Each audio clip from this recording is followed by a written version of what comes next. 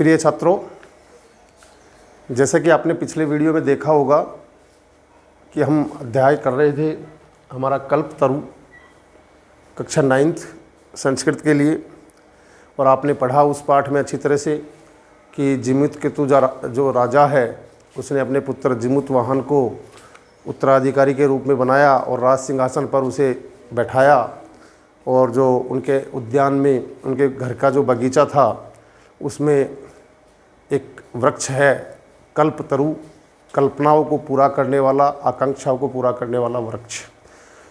हालांकि जिमुतवाहन ने देखा कि हमारे पूर्वजों ने केवल उससे अपनी इच्छा पूर्ति की है, कल्पतरु से केवल अपनी ही इच्छाओं की पूर्ति की है, लेकिन राजा जिमुतवाहन का स्वभाव अलग था और उसने अंतिम बार अपनी इच्छा पूरी की उससे।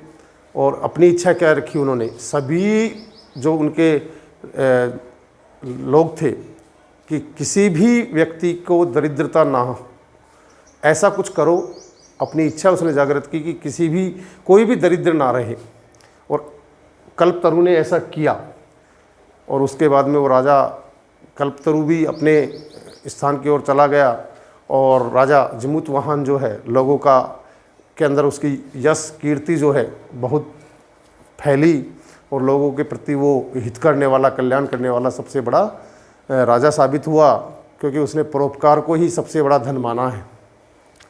बेटा, आज इस वीडियो में हम चर्चा कर रहे हैं इसी पाठ के अभ्यास प्रश्नों की। हालांकि हो सकता है आपके पास सहायक सामग्री हो अभ्यास प्रश्न करने के लिए, परंतु ऐसा भी हो सकता है कि सबके पास ना हो, इसलिए हम अभ्यास प्रश्नों को भी हल करने की कोशिश करेंगे। देखिए, अभ्यास प्रश्नों में जब आप जाएंगे तो सबसे पहले कुछ क्वेश्चन दिए हैं एक पद उत्तर के लिए, और अगर आपने पाठ को ध्यान से पढ़ा होगा तो जैसे ही आप कोई भी एक प्रश्न का अनुवाद करेंगे तो उसका उत्तर आपके दिमाग में तुरंत आना चाहिए। केवल दिमाग में उत्तर आने के बाद उस शब्द को हमें विभक्ति रूप में लिखना है, बस। प्रश्न की जो विभक्ति है उत्तर की भी वही विभक्ति होनी चाहिए। पहला क्वेश्चन है एक पदेन जिमुतवाहन कस्य पुत्र अस्ति। जिमुतवाहन किसका पुत्र है? आ गया होगा जवाब, आया कि नहीं जवाब? किसका पुत्र था? जिमुतकेतु का। किसका था बेटा? जिमुतकेतु। तो इसको जिमुतकेतु जो नाम है उकारांत है, षष्ठी में ले जाना पड़ेगा, क्योंकि कस्य आया है, कस्य भी षष्ठी का है प्रश्नवाचक शब्द, तो उत्तरवाची जो शब्द होगा उसको भी उसी विभक्ति में प्रयोग करेंगे। तो जिमुतकेतु की विभक्ति बनाएंगे षष्ठी एकवचन में, तो जिमुतकेतो, तो के बाद विसर्ग। संसारे अस्मिन् कै अनस्वर भवति। इस संसार में क्या अनस्वर है, यानी जो कभी भी नष्ट नहीं होने वाला है, होता है। आ गया होगा जवाब। जिमुतवाहन ने कहा कि सब चीज़ें नष्ट हो जाती है, लेकिन एक परोपकार ही अनस्वर है। ठीक है, तो कै है, कै प्रथमा एक वचन में है, तो हम भी परोपकार शब्द को प्रथमा एक वचन में करेंगे, परोपकार है विसर्ग लगाकर। जिमुतवाहन परोपकारई फल सिद्धई कम आराध्यति। जिमुतवाहन ने परोपकार रूपी फल की सिद्धि के लिए किसकी आराधना की, किसकी पूजा की, किसकी अर्चना की? तो आपने देखा होगा उसने किसकी की थी? जो कल्पतरु था, ठीक है ना, कल्पतरु की थी। तो यहाँ पर कल्पतरु ही इसका सही आंसर आएगा। कम है तो कल्प वृक्षम कर सकते हैं हम इसको, तरु को कल्प वृक्षम। अगला है जिमुतवाहनस्य सर्वभूत अनुकंपया सर्वत्र किम प्रथितम। जिमुतवाहन की सभी प्राणियों के प्रति अनुकंपा से क्या वृद्धि हुई, क्या फैली, क्या वृद्धि हुई? तो उसकी कीर्ति, यश जो है उसकी फैली थी। उत्तर आएगा कीर्ति लिख दो, या फिर यश, स के बाद विसर्ग सलगम वाला। कल्पतरु भुवि कानि अवर्षत। कल्पतरु ने पृथ्वी पर क्या बरसाया? कल पढ़ा था हमने, कल्पतरु ने पृथ्वी पर क्या बरसाया? तो सीधा सा एक शब्द आया था वसूनी, पाठ में देखेंगे तो वसूनी, जिसका अर्थ होता है धन। ठीक है, ये एक पदेन उत्तर थे। कुछ प्रश्न और दिए हैं बेटा पूर्ण वाक्य में। पूर्ण वाक्य हो या एक पद का उत्तर हो, उत्तरवाची शब्द तो एक दो ही होते हैं, बाकी पूर्ण वाक्य में लिखेंगे तो पूरा वाक्य वही आएगा। प्रश्नवाचक शब्द को हटाना है, उसकी जगह उत्तरवाची शब्द को लाना है। ठीक है, कंचनपुरम नाम नगर कुत्र विभाति। इसमें कंचनपुर नामक नगर कहाँ सुशोभित होता है?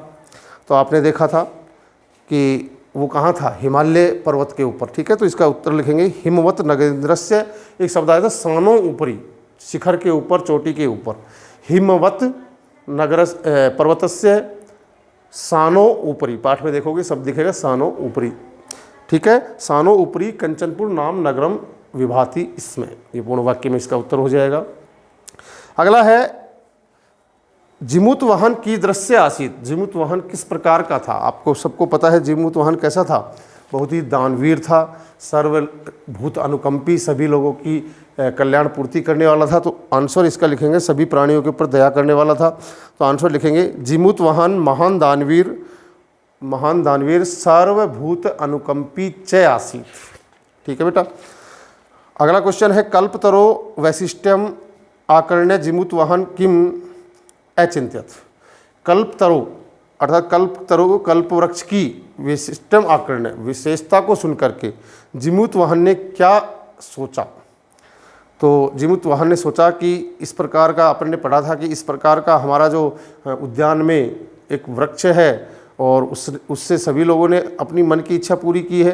तो इसका उत्तर लिखेंगे जिमुत वाहन अचिंत्यत यत्, जिमुत वाहन ने सोचा कि एतत् कल्पतरु, ए तय फिर आधा तय, फिर कल्प तय रो के बाद विसर्ग।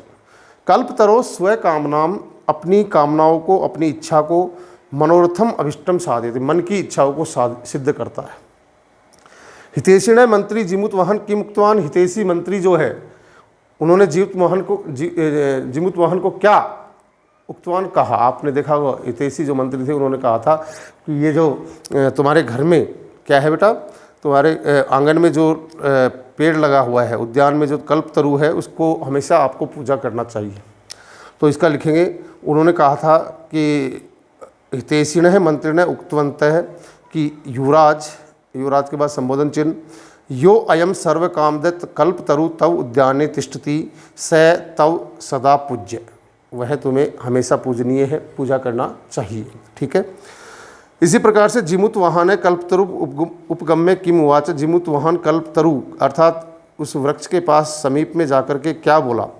तो उसने कहा था, एक लाइन देखना अंत में आएगी, पाठ में देखोगे तो, देवै संबोधन चिन्ह, देवै त्वया अस्मत् पूर्वेशम अभिष्ठा कामा पूरिता तत् मम एकम काम्य पूर्य, ये उसने कहा था कि नहीं कहा था?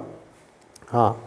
अगला क्वेश्चन तीसरे नंबर पे जो है, अधोलिखित वाक्येषु स्थूल पदानि कस्मै प्रयुक्तम। अभ्यास प्रश्नों में देखोगे कुछ वाक्य दिए हुए हैं, उनमें एक पद जो है, एक पद के नीचे रेखांकित किया है, उसको कहते हैं स्थूल पदानि।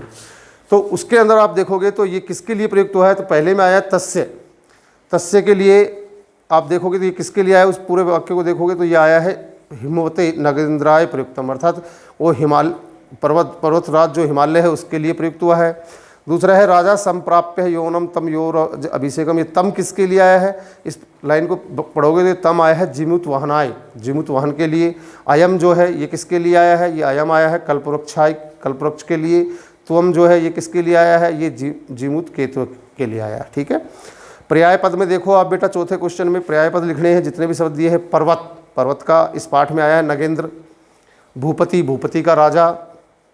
इंद्र, इंद्र के लिए आया शक्र, शक्र यानी वो इंद्र भी उसको वो नहीं कर सकता है, वो आया था, आपने पढ़ा होगा पाठ में, ठीक है। और फिर आया धनम, धन के लिए शब्द आया था वसूनी, वसूनी या अर्थ, पाठ के अंदर आए हुए शब्द हैं ये पर्यायवाची शब्द।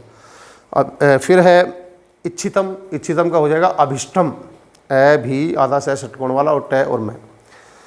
समीपम, अंतिकम शब्द आया था एक राजा के पास, अंतिकम।